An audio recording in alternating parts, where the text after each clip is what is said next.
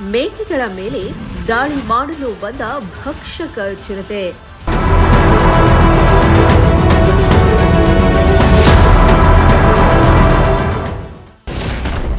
ಮಿಂಚಿನ ಕಾರ್ಯಾಚರಣೆ ನಡೆಸಿ ಚಿರತೆ ಸೆರೆ ಹಿಡಿದ ಅರಣ್ಯ ಇಲಾಖೆ.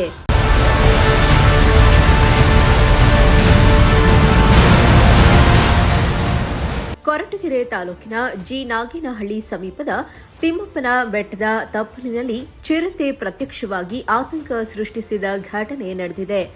ದೇವರಾಜು ಎಂಬ ರೈತರ ಜಮೀನಿನಲ್ಲಿ ಮೇಕೆಗಳ ಮೇಲೆ ದಾಳಿ ಮಾಡಲು ಚಿರತೆ ಬಂದಿದ್ದು, ಚಿರತೆ ಕಂಡು ಗಾಬರಿಗೊಂಡ ಮೇಕೆಗಳು ಚೆಲ್ಲಾಪಿಲ್ಲಿಯಾಗಿ ಓಡಿವೆ.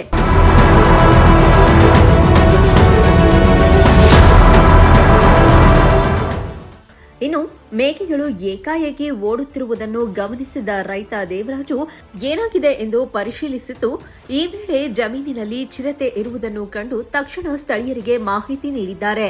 ಬಳಿಕ ಅರಣ್ಯ ಇಲಾಖೆ ಸಿಬ್ಬಂದಿಗೆ ಮಾಹಿತಿ ನೀಡಿದ್ದು, ಅಧಿಕಾರಿಗಳು ಕೂಡಲೇ ಸ್ಥಳಕ್ಕೆ ಧಾವಿಸಿ ಸತತ ಕಾರ್ಯಾಚರಣೆ ಮೂಲಕ ಚಿರತೆಯನ್ನು ಸೆರೆ ಹಿಡಿಯುವಲ್ಲಿ ಯಶಸ್ವಿಯಾಗಿದ್ದಾರೆ.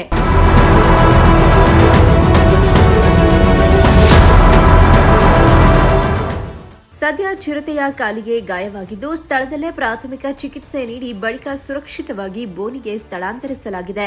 ಇನ್ನು ಸಹಾಯಕ ಅರಣ್ಯ ಸಂರಕ್ಷಣಾಧಿಕಾರಿ ಮಲ್ಲಿಕಾರ್ಜುನಪ್ಪ ಅವರ ಮಾರ್ಗದರ್ಶನದಲ್ಲಿ ವಲಯ ಅರಣ್ಯಾಧಿಕಾರಿ ಹನುಮಂತರಾಜು, ಉಪವಲಯ ಅರಣ್ಯಾಧಿಕಾರಿ ಎ ದಿಲೀಪ್ ಕುಮಾರ್ ಸೇರಿದಂತೆ ಅರಣ್ಯ ಇಲಾಖೆ ಸಿಬ್ಬಂದಿ ಈ ಕಾರ್ಯಾಚರಣೆಯಲ್ಲಿ ಭಾಗಿಯಾಗಿದ್ದರು.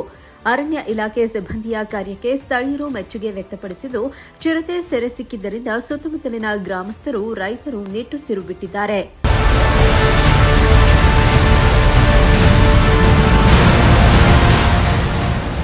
Bureau report, Prajashakti TV, Koratagere.